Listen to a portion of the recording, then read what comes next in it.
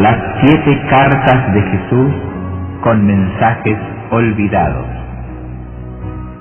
Hay 7 cartas que Jesús envió a 7 iglesias, las cuales contienen mensajes de tremenda trascendencia eterna, con revelaciones solemnes que parecerían haber sido olvidadas por la cristiandad.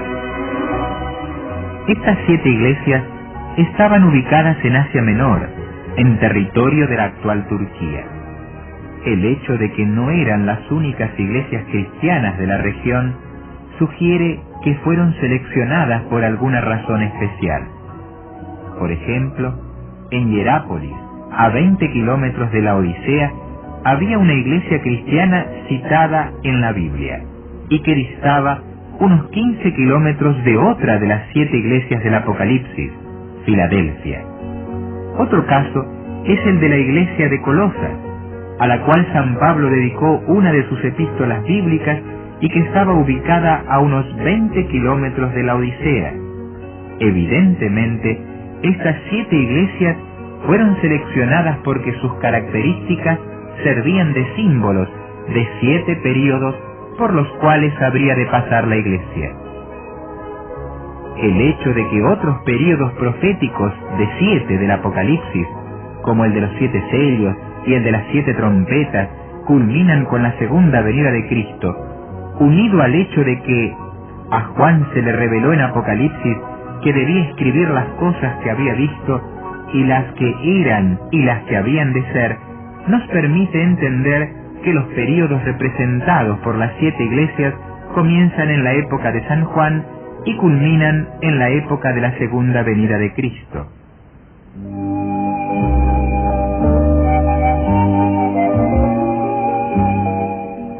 Todavía se conservan las ruinas de las 7 iglesias del Apocalipsis.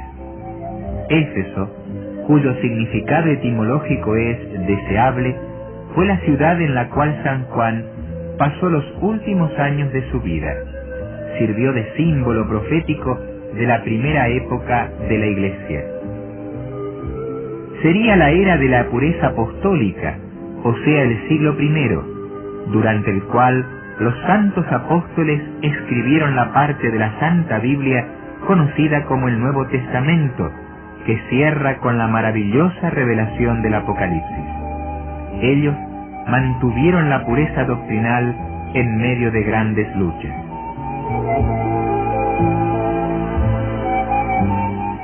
También se conservan las ruinas de Esmirna, cuyo nombre significa mirra y deriva de la goma aromática de cierto árbol. Es la era de la persecución y del martirio, cuando el Imperio Romano persiguió a los cristianos, los cuales fueron quemados vivos, decapitados y entregados a las fieras en el circo romano. Para esos fieles mártires, el Señor no tiene reproches. El período termina con el edicto de tolerancia de Milán, firmado por Constantino en el año 313. La tercera época estaba representada por Pérgamo, la era de las transigencias. Su nombre significa ciudadela o acrópolis. Cubre desde el siglo IV hasta la primera parte del VI. Como Satanás no pudo destruir la iglesia por medio de persecuciones, trató de corromperla mediante compromisos con el Estado, introduciendo en la iglesia a paganos no convertidos que conservaban parte de sus ideas. Ese paganismo introducido en la iglesia le fue quitando a ésta su fuerza espiritual. La palabra Tiatira podría significar dulce sabor de trabajo, que expresaría bien la fidelidad del remanente fiel al Señor, del cual habla Apocalipsis. Pero a vosotros y a los demás que están en Tiatira, a cuantos no tienen esa doctrina y no han conocido lo que ellos llaman las profundidades de Satanás, yo os digo, no os impondré otra carga. Representa el período que va desde el siglo VI hasta el XVI. es la Edad Media. Jezabel, adoradora de Baal, quien introdujo la idolatría y la corrupción religiosa en Israel, es aquí símbolo de una apostasía y una corrupción religiosa abierta. La Iglesia se paganizó. Por esa razón, Dios enaltece tanto las virtudes de ese pequeño remanente que permanece fiel. Sardis, de la cual existen ruinas, representa la era de la Reforma.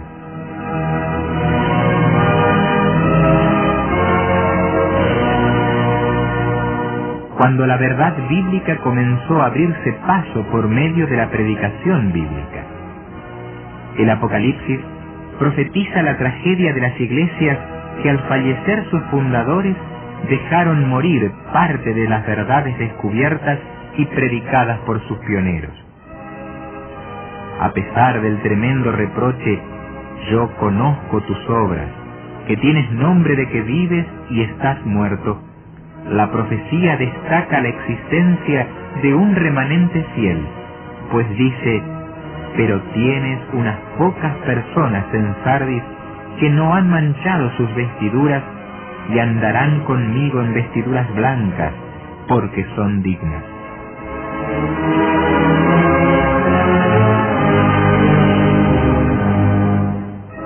Filadelfia, que quiere decir amor fraternal, habla de la era del reavivamiento con el nacimiento de la expansión misionera y la organización de las sociedades bíblicas. Es la era cuando comienza a estudiarse Daniel y Apocalipsis y surgen los mayores reavivamientos de la historia. Para esa época, el Señor dice: yo conozco tus obras, y he aquí he puesto delante de ti una puerta abierta, la cual nadie puede cerrar, porque aunque tienes poca fuerza, has guardado mi palabra y no has negado mi nombre.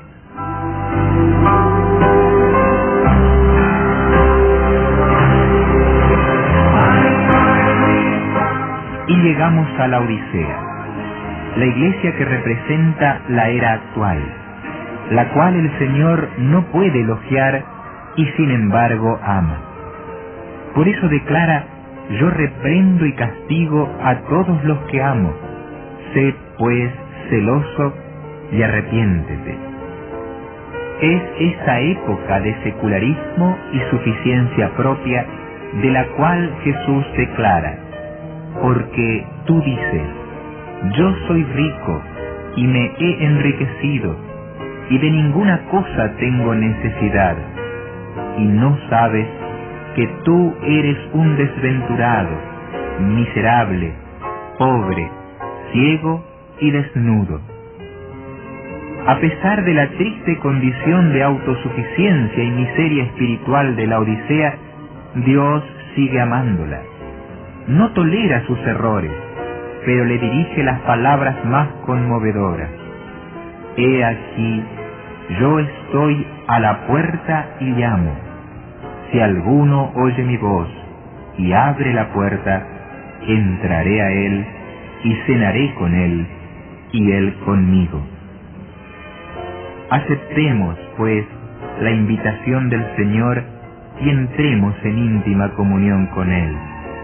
Si hoy lo hacemos, Él nos bendecirá y llenará nuestra vida de gracia.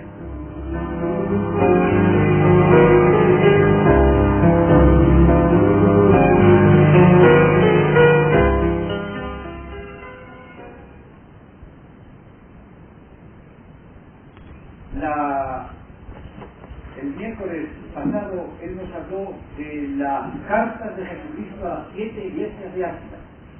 Y pudimos ver cómo aquellas cartas que Cristo dirigía de una manera particular a cada una de aquellas iglesias de Asia Menor, lo que hoy es Turquía, en esa zona se encontraban, de carácter particular. A cada iglesia no era más que una proyección.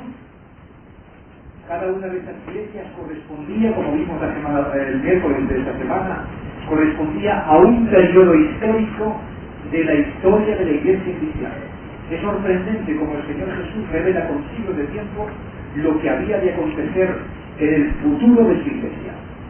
Realmente esa es una cadena del libro de Apocalipsis, pero hay muchas más cosas. Voy a dejarle la palabra al profesor Belvedere con el tema Las buenas nuevas del Apocalipsis. Bien, yo conocía otra serie de películas producidas por esa misma gente. No es la que había visto, así que ahora estoy con ganas de ver cómo sigue. La que yo había visto se titulaba El Cristo Vivo, y también yo presencié su gloria.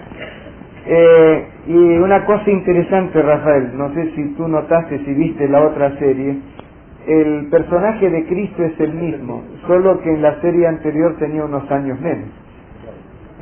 Pero pienso que va a ser muy interesante ver la parte de los otros dos episodios.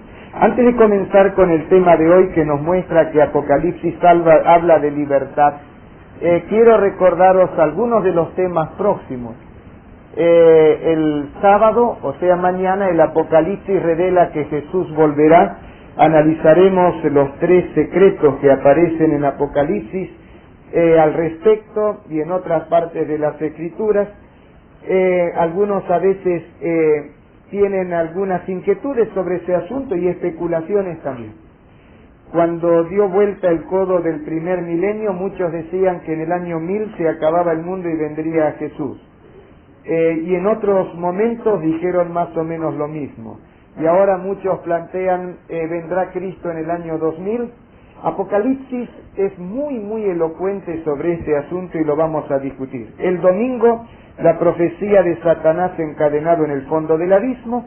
El lunes, las promesas de Apocalipsis, un tema extraordinario. Después discutiremos la profecía de los 7 sellos, donde aparecen los 4 caballos de Apocalipsis, los 4 jinetes de Apocalipsis, y aparecen también varias cosas tremendamente significativas sobre el movimiento cristiano europeo, sobre la Europa del siglo XX, y se proyectan los sucesos finales.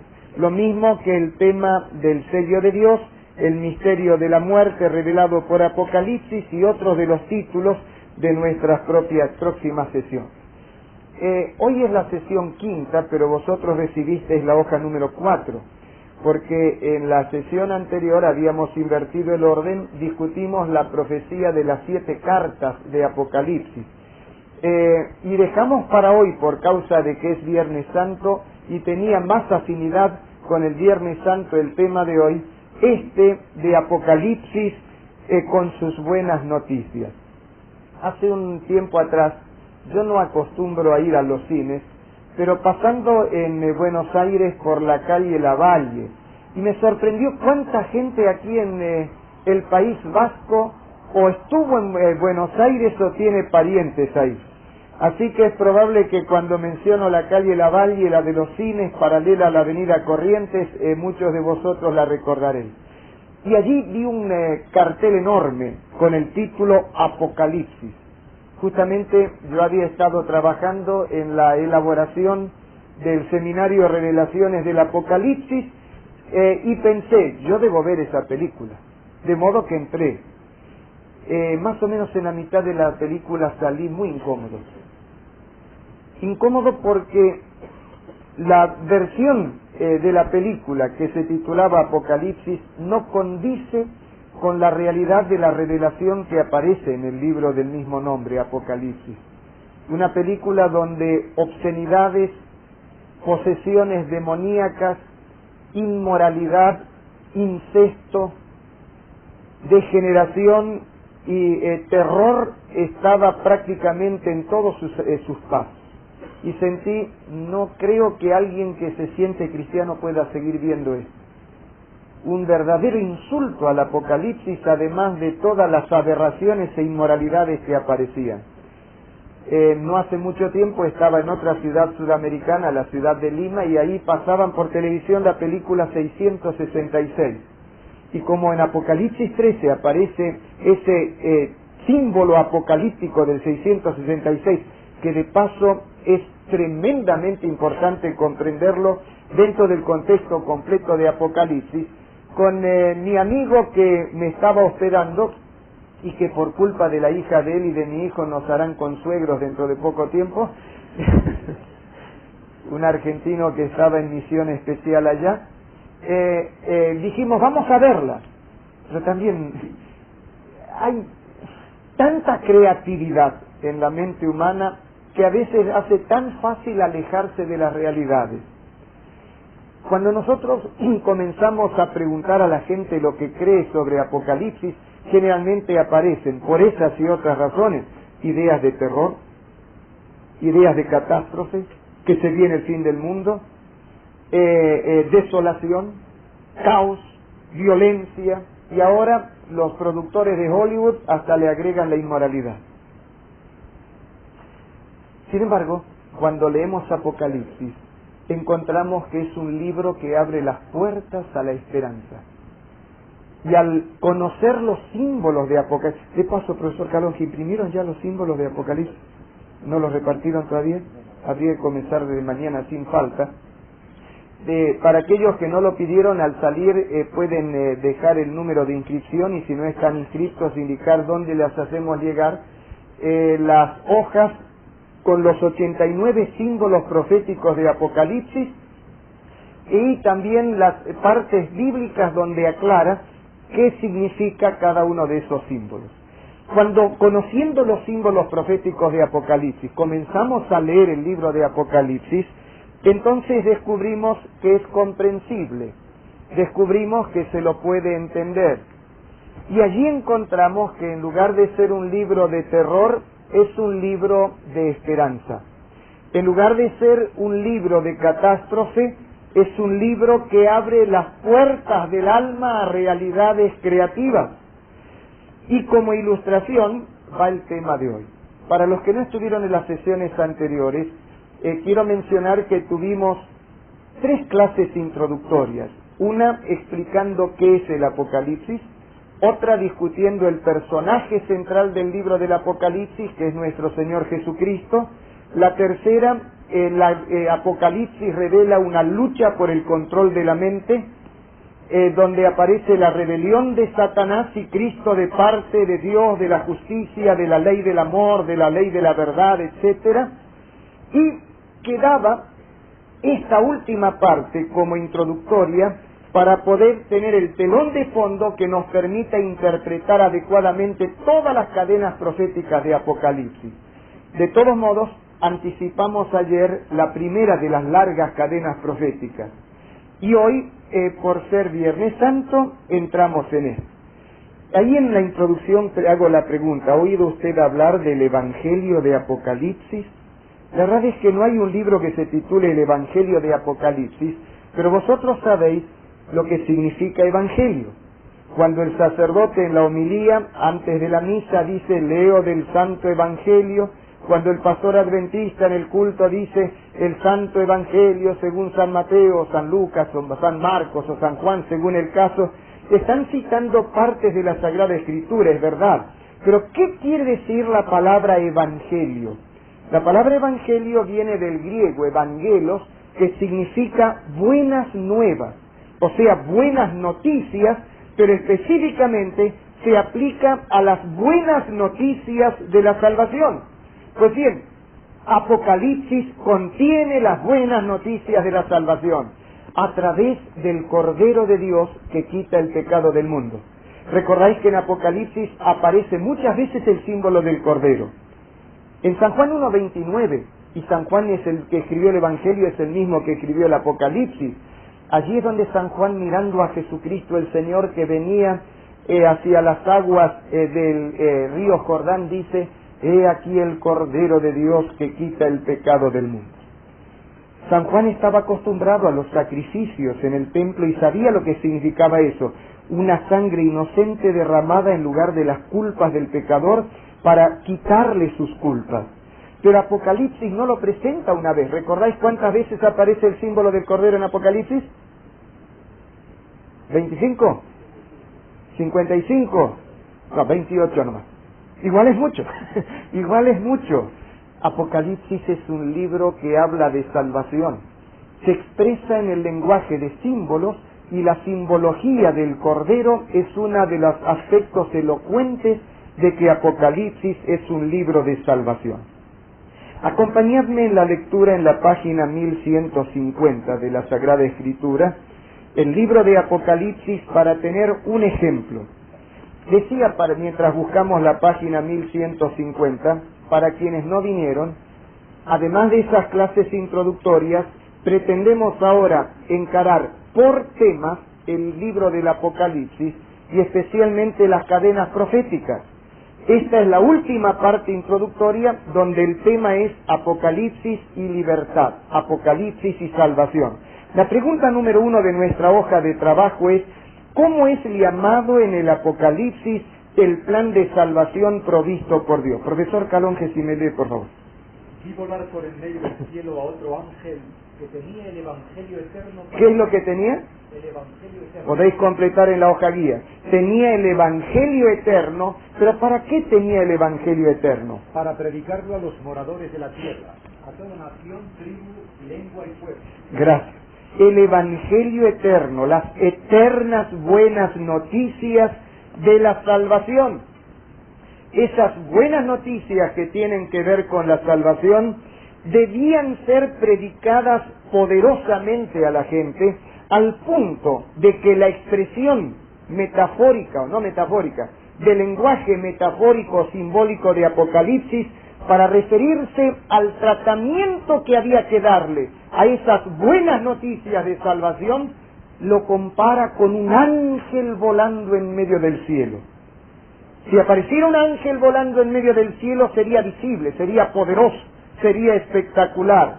El símbolo del ángel volando en medio del cielo, con el Evangelio eterno, y ahora se fortalece la expresión visual con la auditiva, al decir para predicarlo, ese Evangelio eterno, a todos los moradores de la tierra, y subraya toda nación, tribu, lengua, pueblo, en otras palabras, no deja un rincón de la tierra que no tenga que oírlo.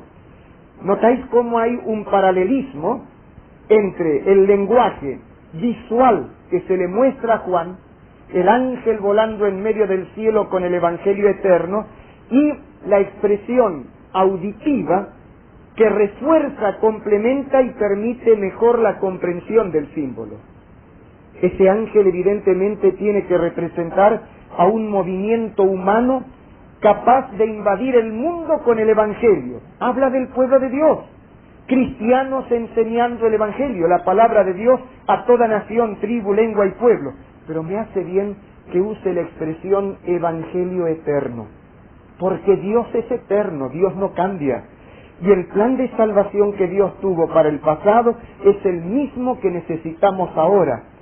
Lo mismo que el Señor hizo cuando, mirando a esa mujer encontrada en el mismo acto del adulterio, pero viéndola ahora arrepentida, en lugar de hacerla apedrear, dice: te perdono, pero le dice otra cosa, no solamente te perdono, vete, ¿qué más? No peques más. En otras palabras, Cristo redimiendo a una mujer de sus pecados, lavando su conciencia, dejándola limpia como si nunca hubiera pecado, pero para vivir una vida nueva, una vida transformada.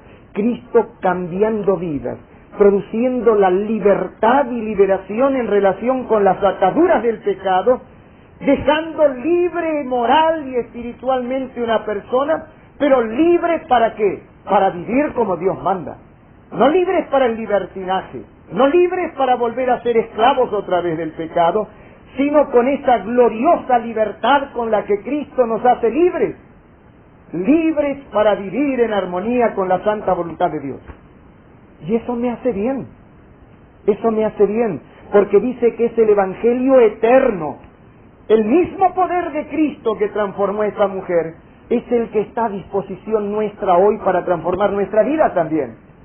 Es el mismo poder que allí sobre la cruz del Calvario, teniendo a un ladrón blasfemo de un lado y a otro ladrón que lo llamamos buen ladrón, pero es porque se arrepintió, no porque era ladrón, porque nunca el ladrón es bueno.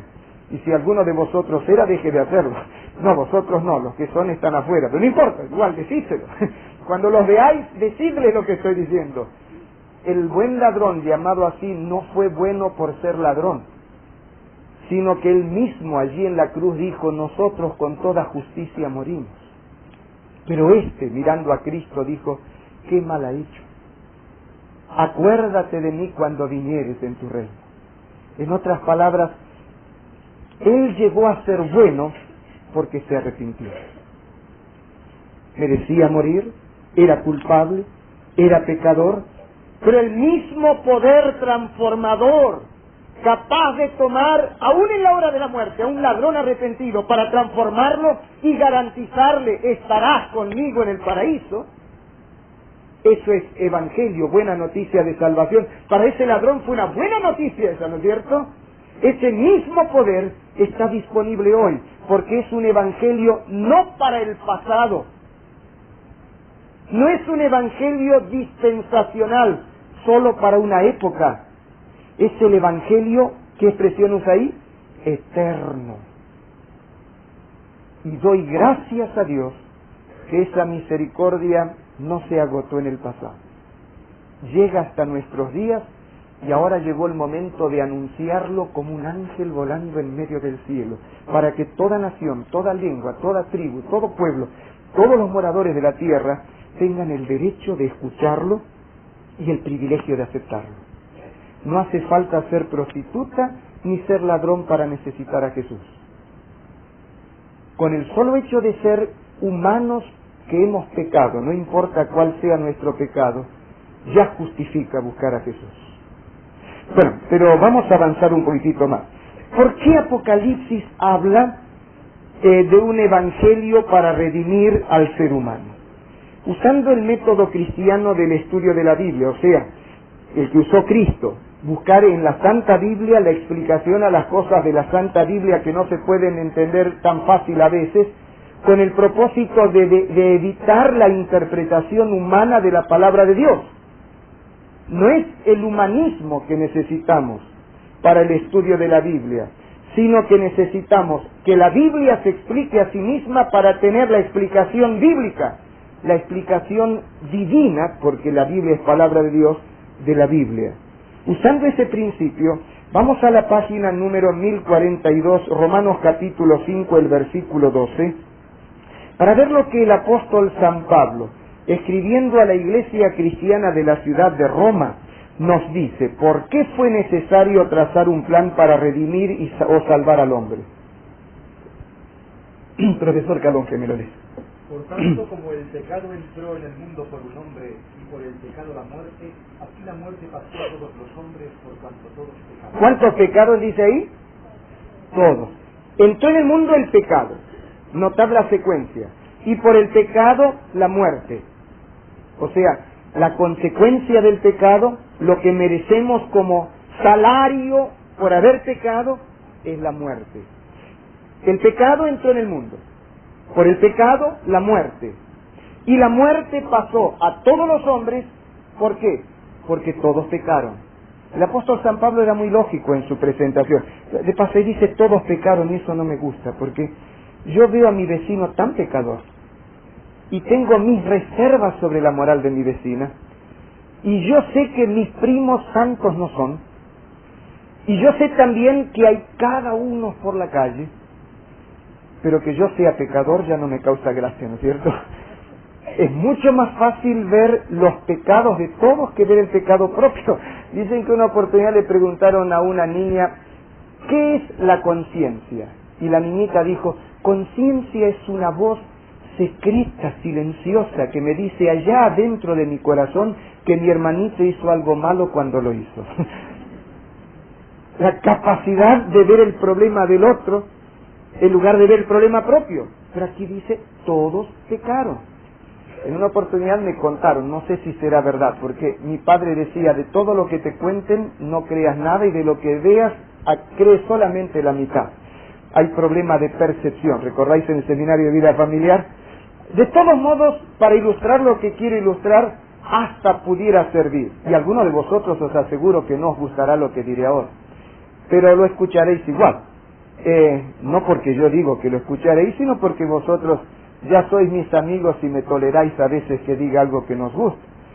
Pero me dicen que una vez un religioso estaba queriendo convencer a su público sobre esto, y entonces dijo, yo voy a dar, y habrá sido más o menos, digamos, el equivalente de 5.000 pesetas, voy a dar 5.000 pesetas al que ahora me pueda decir, yo nunca he pecado. Hubo un silencio y el religioso triunfalmente miró, y de pronto uno levanta la mano, se pone de pie, y dice, Señor, yo nunca he pecado. Y ya le enredó todo el esquema mental al pobre religioso, y empezó a buscar dinero, y generalmente los religiosos no tienen dinero. Así que dijo, bueno, a la salida hablamos, ya le voy a pagar la deuda contraída. Trató de explicarse, hizo lo mejor que pudo, se enredó todo, pero ya se acabó el programa. A la salida el hombre le dio la dirección y al día siguiente estaba tocando el timbre allí y el caballero lo ve y dice, adelante, sonríe, tome asiento. No, yo vine a pagar mi deuda, aquí está el dinero. No, pero siéntese. Se sentó, el otro cogió el dinero, lo guardó. Dice, ¿le puedo hacer un par de preguntas? Todas las que quiera. Aunque 5.000 pesetas no es fortuna, pero igual no vienen mal. Y entonces le preguntó, dígame, ¿usted realmente cree que nunca ha pecado? No, yo no creo eso. Soy un pecador como cualquier otro. Pero ¿no fue usted quien dijo anoche yo nunca he pecado? Bueno, vamos a poner las cosas en su lugar, dijo el caballero. Usted ofreció las 5.000 pesetas al que pudiera decir yo nunca he pecado. Yo puedo decirlo, ahora que sea verdad. Es otro asunto. Y el mundo está lleno de gente que dice que es buena. ¿Nunca oísteis a alguien decir, bueno, yo no mato, yo no robo, yo no miento, yo no hago mal a nadie? ¿Cuántos oyeron decir eso a alguien? Puede ser. Ahora sé de dónde apareció en Argentina eso. Fueron los vascos que llevaron para allá esa filosofía de vida. Al fin se saben las cosas, porque allá en Argentina también. Tengo muchos de mis compatriotas que se la pasan diciendo yo no mato, yo no robo, yo no miento, yo no hago mal a nadie. En otras palabras, como se dijeron a Dios, ¿viste, Señor, la calidad de hijo que tienes? Todos estos son pecadores. ¿Os acordáis de la parábola del publicano y el fariseo? La Sagrada Escritura dice que el publicano oraba consigo mismo. En otras palabras, aunque decía que le hablaba a Dios, lo que estaba diciendo era para agradar su propio ego. Y la oración no llegaba a Dios. Estaba halagando su propio ego. Oraba consigo mismo diciendo, Dios, te doy gracias porque yo soy bueno. Yo doy los diezmos de todo lo que poseo. Ayuno 2 veces por semana. Y ni siquiera soy como este publicano, yo lo conozco, debiera caerse la cara de vergüenza. Y todavía viene al templo. Yo no soy como él, ¿no? Y el otro, golpeando su pecho con angustia, decía, Señor, ten misericordia de mí. Sé propicio de mí porque yo soy un pecador. Y Jesús dijo, os aseguro que ese que se humilló y que reconoció su situación, alcanzó la gracia de Dios. Él volvió a su casa justificado, pero el otro no. Es necesario tener esa cuota de sinceridad suficiente para reconocer nuestra realidad interior. Y el apóstol San Pablo dice, porque por el pecado entró la muerte, una realidad que reconocemos, la muerte impera en el mundo. El imperio de la muerte es demostración palmaria de que es verdad que entró el pecado en el mundo. Porque por el pecado entró la muerte en el mundo. Todos somos mortales, todos somos pecadores. La muerte pasó a todos los hombres por cuanto todos pecaron. Claro, hay otra filosofía barata por allí, la que decía mi abuelo, de mal de muchos, consuelo de tontos, ¿no es cierto? O sea, ya todos son pecadores, entonces estamos bien, todos somos iguales. Interesante, todos nos vamos a morir ardiendo allí después del milenio en el lago de fuego y azufre. Pero como todos los demás también van a arder, entonces no importa. No, yo decidí que voy a buscar un camino de solución. Pero, ¿por qué razón es tan importante lo que anuncia el Apocalipsis? Que hay que proclamar la salvación en Cristo Jesús, el Evangelio eterno, como un ángel volando en medio del cielo, para que toda nación, tribu, lengua, pueblo, todos los moradores de la tierra oigan esto. ¿Por qué? Porque todos hemos pecado y hemos perdido el derecho natural a la vida eterna. Y a menos que opere la poderosa mano de Dios para hacer algo, para salvarnos, estamos perdidos. ¿Va quedando claro? ¿Para cuántos está quedando claro? ¿Puedo ver las manos? Vamos a avanzar entonces un poco más rápido, porque quiero que veáis lo que el mismo escritor de Apocalipsis, San Juan, presenta de las palabras del mismo que se autorrevela en Apocalipsis, de Jesús. Porque en San Juan 3:16, aunque lo escribió San Juan, son palabras de Jesús. Y en Apocalipsis es la revelación de Jesús, habla él también. Así que vale la pena verlo en la pregunta 2. Página número 976, Evangelio según San Juan, página 976. Tened allí y ya lo vamos a ver enseguida. Decíamos el otro día en el seminario de integración y fortalecimiento familiar que cuando el hombre pecó, usando la terminología del ajedrez, que Satanás le había dado un jaque mate a Dios. ¿Por qué digo eso? Bueno, en el caso de que Dios, siendo que la paga del pecado es muerte, hubiese decidido aplicar la condena que merecía el pecador, en otras palabras, condenar a muerte al ser humano, satisfaciendo los requisitos de la ley, Satanás iba a decir, Dios es un ser carente de gracia y misericordia, incapaz de perdonar. Dios no ama, no sabe lo que es la misericordia. ¿Por qué no pudo perdonar a Adán y a Eva? Ven, tenemos que obedecer a Dios, pero es como estar en una cárcel eterna, obedecer a un ser inflexible, inmisericordia. Si Dios hubiese optado por el camino de la gracia y hubiera decidido perdonar en un acto de misericordia a los seres humanos, Satanás ponía el grito en el cielo. ¿Han visto qué clase de Dios tenemos?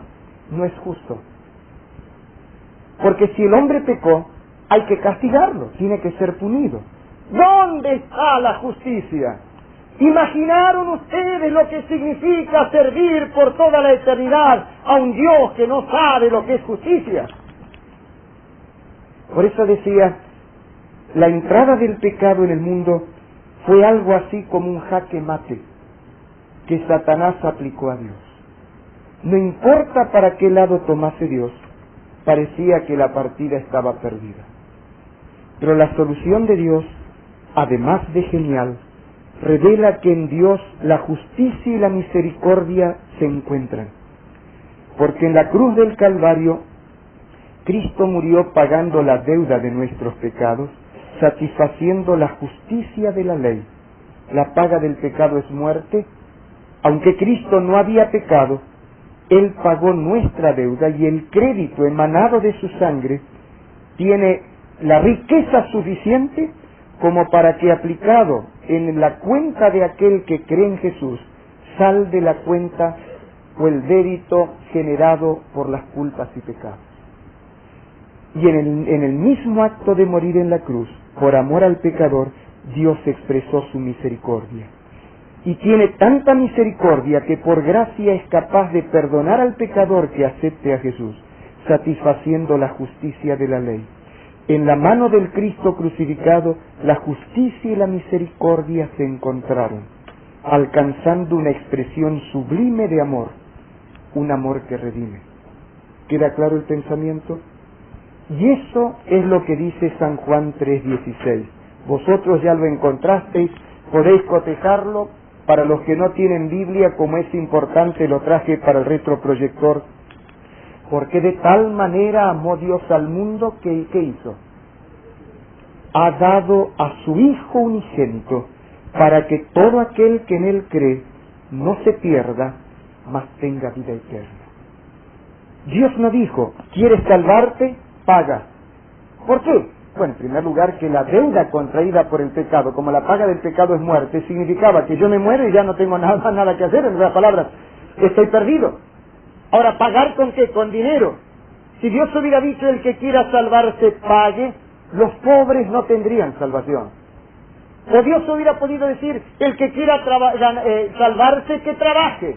Los inválidos, los enfermos, no tendrían, o los ancianitos que conocen el Evangelio en una edad demasiado avanzada, no tendrían opción a la salvación.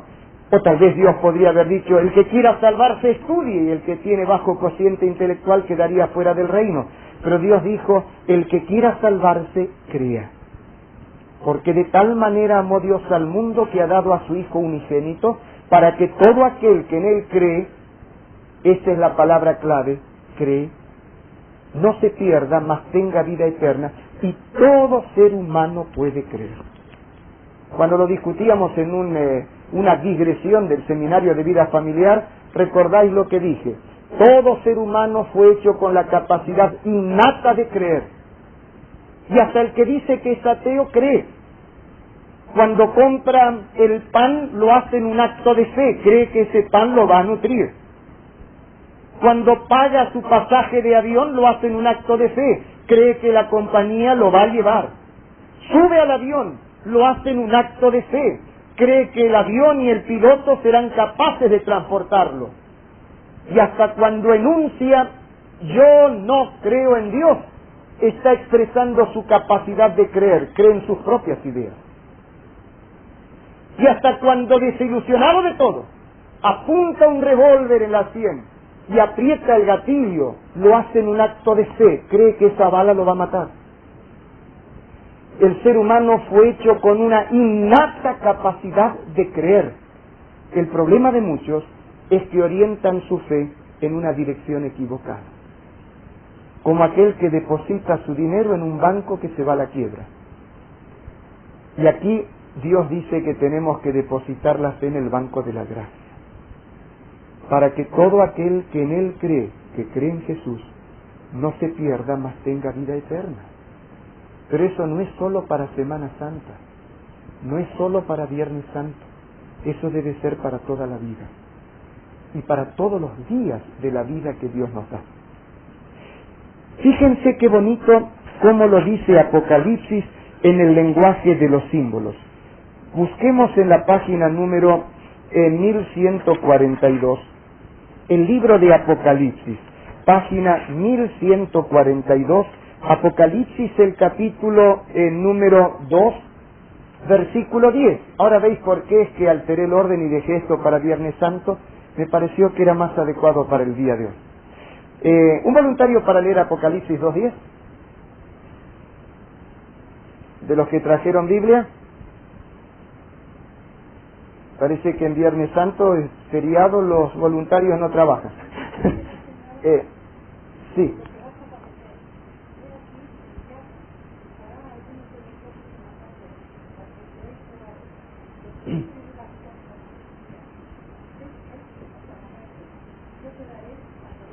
Gracias. Léeme la última parte otra vez, que es lo importante para este punto. Sé fiel. Gracias. La corona de la vida es un símbolo de la eternidad. Sé fiel hasta la muerte y yo te daré la corona de la vida. O sea, te daré la vida eterna. Otro símbolo de eternidad que encontraréis en Apocalipsis, el árbol de la vida. Cuando dice el que venciere comerá del árbol de la vida. Otro símbolo de vida eterna, el que venciere comerá del maná escondido. Son símbolos de vida eterna que aparecen en Apocalipsis. Pero vamos a avanzar un poquitito más. De paso quiero deciros que Dios, el Todopoderoso, dio porque Él quiere dar, porque nadie puede obligar al Todopoderoso a dar contra su propia voluntad. Cuando Dios da es porque quiere. Pero para salvarnos, Dios no dio un satélite de la Tierra, no dio tampoco un planeta, no dio tampoco una constelación, no dio medio universo. Dio algo que lo tenía muy dentro del alma.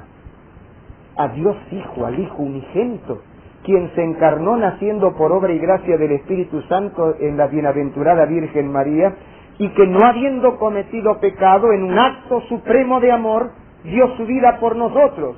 Hay un pintor italiano que pintó de una forma muy interesante la crucifixión. No con esa concepción tradicional que tenemos, sino que pintó a Cristo, sí, clavado, colgado de la cruz, pero por detrás del madero de la cruz, y agujereadas por los mismos clavos, las manos del Padre, que desde lo alto acompañaban la cruz. Una manera de decirnos que en el sacrificio de la cruz del Calvario, el Hijo se dio por nosotros, por amor, pero el Padre también por amor entregó al Hijo, y en el dolor del Hijo sufría también el Padre, ambos amándonos para regalarnos la salvación. Pero vamos a avanzar a la pregunta número 4, En la página 1150, Apocalipsis, el capítulo 13, notad desde cuándo es que existe el plan de Dios para salvar al hombre. Que Apocalipsis capítulo 13, página 1150, el versículo 8, Rafael me lo lee. Y la adoraron todos los moradores de la tierra, cuyos nombres no estaban escritos en el libro de la vida del Cordero, que fue inmolado desde el principio del mundo. Eso de la bestia que por adorarla le quitaba la vida eterna a la gente lo dejamos para otro día. Pero en la última parte del versículo habla de que el Cordero fue inmolado, fue muerto desde el principio, desde la fundación del mundo. En otras palabras, ya en el momento en que Dios planeó crear al mundo, al crear al ser humano con libre albedrío, potencialmente se abría la puerta de que el hombre, al no ser un robot, sino tener libertad de elección, pudiera usar mal su decisión o su capacidad de decidir e incursionara en la rebelión, en el pecado.